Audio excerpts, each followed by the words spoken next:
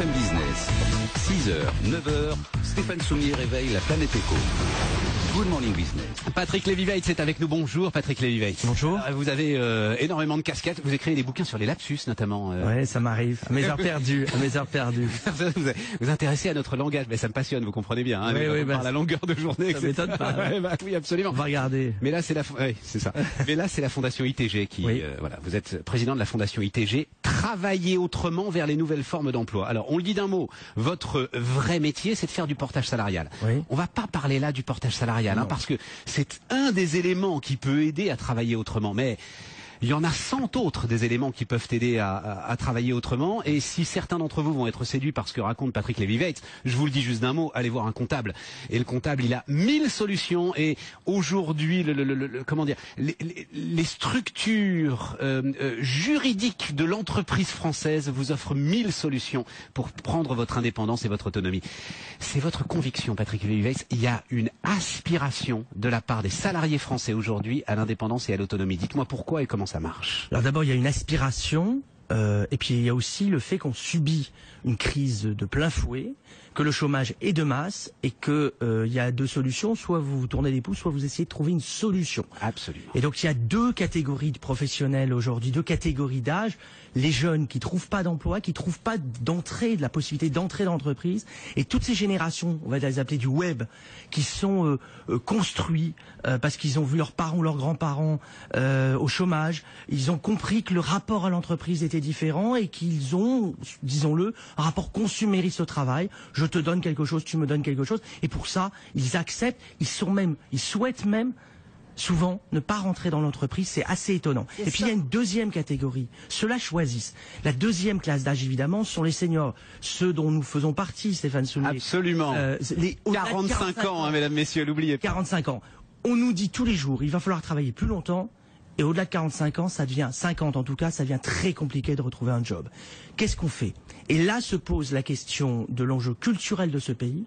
Comment est-ce qu'on fait pour que les personnes, pour chacun d'entre nous, trouve sa voie, son projet professionnel, son aspiration à 15, 20 ans d'activité, de travail différent?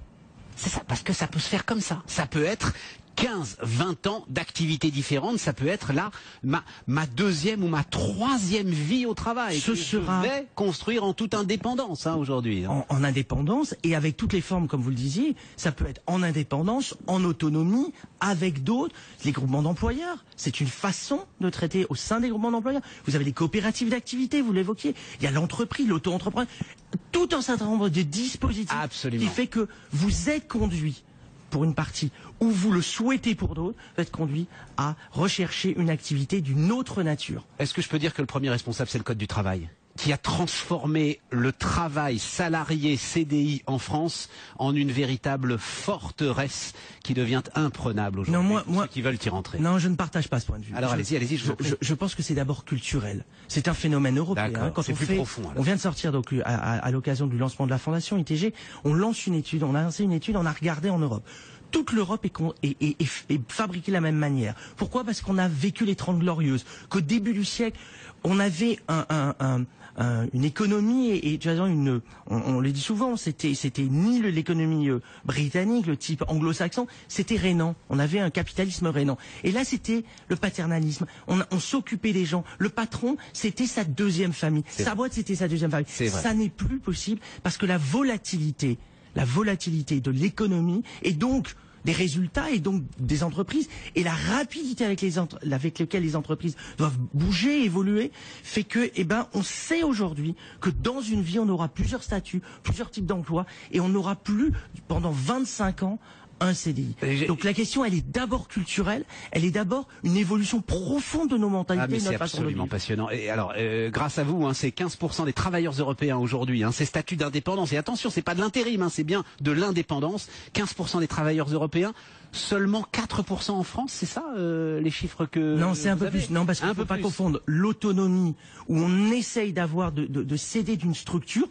Le portage, les coopératives d'activité, les grands employeurs, et puis celui qui est purement indépendant. Ouais, d'accord. Voilà. Donc là, il y a vraiment deux catégories. Ce qu'on voit, en revanche, émerger, c'est très important. Ce qu'on voit émerger, c'est qu'au sein des indépendants, La volonté à la fois d'avoir une sécurité juridique Alors, et à la fois une autonomie, une liberté et en même temps une sécurité, être aidé, accompagné, est une catégorie, entre guillemets, d'entrepreneurs de soi qui explose. Ah, j'adore. Entrepreneur de soi. Oui. Ah, j'adore. Mais tout le monde n'est pas c'est capable. Formidable. Et donc la question, c'est est-ce que notre société est capable d'accompagner? Et vous parliez du Code du travail. Moi, ma revendication, ce que je demande au pouvoir public, ce qu'on demande au pouvoir public, c'est qu'il déplace le curseur de l'aide qu'apporte l'État.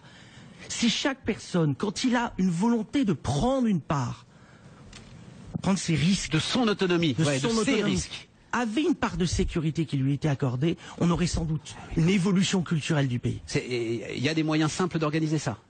Alors, c'est tout le boulot d'ailleurs du colloque que vous allez organiser aujourd'hui, hein, Absolument. Fondation ITG, d'essayer que ce ne soit pas synonyme de précarité, mais bien synonyme d'indépendance. Voilà. C'est synonyme surtout de progrès pour les personnes. C'est pas synonyme de mercenariat pour l'entreprise. Je veux juste me mettre là du côté de l'entreprise. Est-ce qu'elle tout à coup elle va pas se retrouver face à des mercenaires Mais là, vous mettez et le elle doigt- aura du mal à faire un destin collectif avec ces mercenaires? Mais c'est tout l'enjeu. C'est tout l'enjeu de l'entreprise moderne. On n'a pas le sentiment, vous n'avez pas le sentiment que les nouvelles sociétés d'un nouveau monde, qui sont Google, vous parliez de Twitter qui arrive, sont des entreprises qui sont façonnées autrement. Elles sont pas façonnées contre le collectif. Elles ont recréé une autre façon de créer, une autre façon de faire du collectif. Et donc la question, c'est une question de mentalité.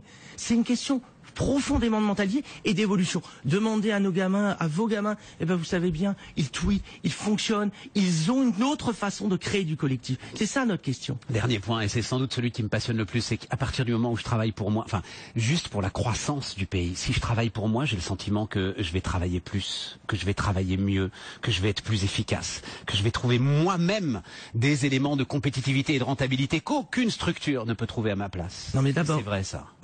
C'est partiellement vrai. C'est partiellement vrai. Ouais. D'abord, moi je suis pour que on n'oppose pas les formes de travail. Ouais, vous avez raison.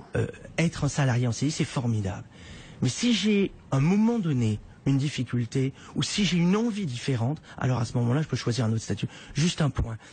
Beaucoup de ceux qui vont, notamment les femmes, et pas uniquement, beaucoup de ceux qui aujourd'hui souhaitent travailler en télétravail, dans l'entreprise, travailler autrement, souhaitent se mettre à leur compte d'une manière ou d'une autre, beaucoup c'est pour permettre un équilibre, une meilleure équilibre vie privée, vie professionnelle. Tout à fait. Et d'autres, évidemment, parce qu'il y a trop de temps de transport et qui supportent plus cette 1h30, je parle pour ceux qui, à Paris, en Ile-de-France, passent 1h30 par jour, et disent ça suffit, j'ai envie de voir mes gamins le matin et le soir.